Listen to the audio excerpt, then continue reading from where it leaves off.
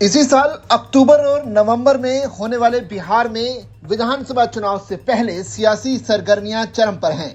हर दल खुद को बेहतर साबित करने में जुटा है।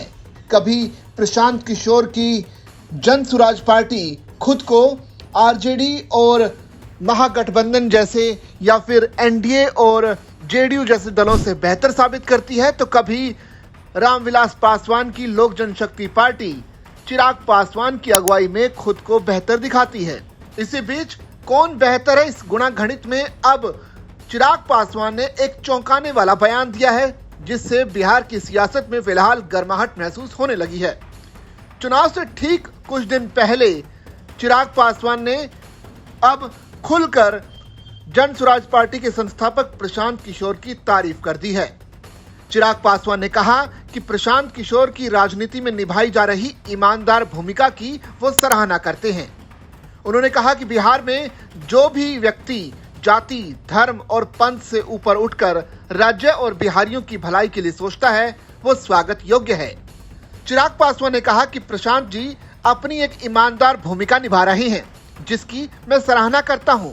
मैं बिहार की राजनीति में हर उस व्यक्ति का स्वागत करता हूं जो जात पात, धर्म, मजहब से ऊपर उठकर बिहार और बिहारियों के लिए काम करने की सोच रखता है। उन्होंने ये भी जोड़ा कि लोकतंत्र की खूबसूरती विकल्पों में है। अगर किसी को बिहार फर्स्ट, बिहारी फर्स्ट का एजेंडा पसंद है तो वो उसका समर्थन करें। किसी को MY यानी मुस्लिम यादव समीकरण सही लगता है तो वो उस रास्ते पर चले, और अगर कोई मेरे यानी MY समीकरण जो कि महिला और युवा हैं उसके साथ जुड़ना चाहता है तो वो भी एक विकल्प है। जब चिराग पासवान से पूछा गया कि क्या उन्हें लगता है कि प्रशांत किशोर ने उनका लोकप्रिय नारा बिहार पहले, बिहारी पहले हाईजैक कर लिया है, तो उन्होंने इस बात को सिरे से नकार दिया। उन्होंने कहा कि कोई किसी के एजेंडे को हाईजैक नहीं कर सकता। प्रशांत किशोर बिहार की राजनीति में सकारात्मक और ईमानदार भूमिका निभा रहे हैं और मैं इसे सकारात्मक दृष्टिकोण से देखता हूं। जाहिर है, चुनाव से ठीक पहले चिराग पासवान किसी भी तरह की शत्रुता किसी अन्य दल से नहीं लेना चाहते।